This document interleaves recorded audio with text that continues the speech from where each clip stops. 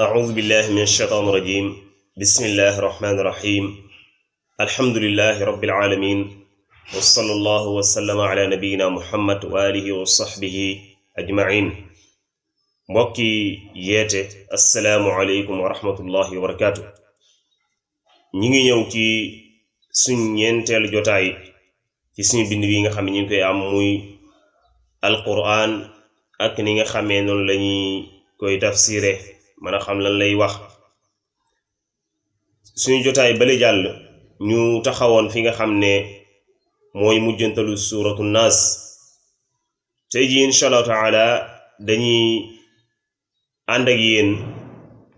ci li nga xam ne mooy suuratul falaq ginnaaw buñ jàngee aaya yi insha allahu taala soddu ñëw ci li nga xam ne moo di leeral gi ak tamit firi bi a'uudu billahi minash shaytaanir rajiim bismillahir rahmanir rahiim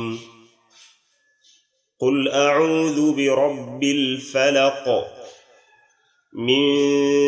sharri ma khalaq wa min sharri ghasiqin idha waqab wa min sharri naffaathati fil 'uqad wa min sharri hasidin idha hasad ko loolu mooy saar bi nga xam ne moo war nekk suñu bintay mu suuratul falaq di saar woo xam ne saar wu am solo la moom it niñ ko waxe woon ci suuratul naas nga xam ne saar la woo xam ne borom bi subhaanahu wa taala da ko wàccee ci yonentam bi sallallahu alayhi wa sallam làmboo tamit ay muslaay yoo xam ne nit ki da ciy musloo niñ ko waxe woon sax na bu baax ci diine ji nga xam ne moo di lislaam ci ne ñaari saar yooyu saar la yoo xam ne nit ki da koy jàng di ci muslu bokk na ci tudd yàlla yi nga xam ne nit ki da koy def ci suba gi ak ci ngoon gi muy jàng saar yooyu noonu borom bi subhaanahu wa taala dafa tijjee suura bi nga xam ne mooy suuratul falaq ginnaaw ba mu ko tuddee al falaq nga xam ne tur boobu moo rot ci saar bi lim ko tijjee mooy digal ab yonentam ne ko qul waxal nim ko waxoon ci suuratu naas ne ko waxal ne a'uudu maa ngi muslu ci kan bi rabbil falaq ki nga xam ne moom suba gi ki nga xam ne mooy xar suba gi mu leer guddi ga daal di dem neel kooku maa ngi muslu ci moom waaye lan ngay muslu ci moom mooy la min sharri ma xalaq ci ayu lépp loo xam ne moo ko bind lépp loo xam ne yàlla da koo bind te mu yenu amee aw ay neel maa ngi muslu ci borom boobu nga xam ne mooy xar suba gi guddi gi daal di dem maa ngi muslu ci mu musul ma ci aw ayam waaw maa ngi muslu ci moom mu musal ma ci ayu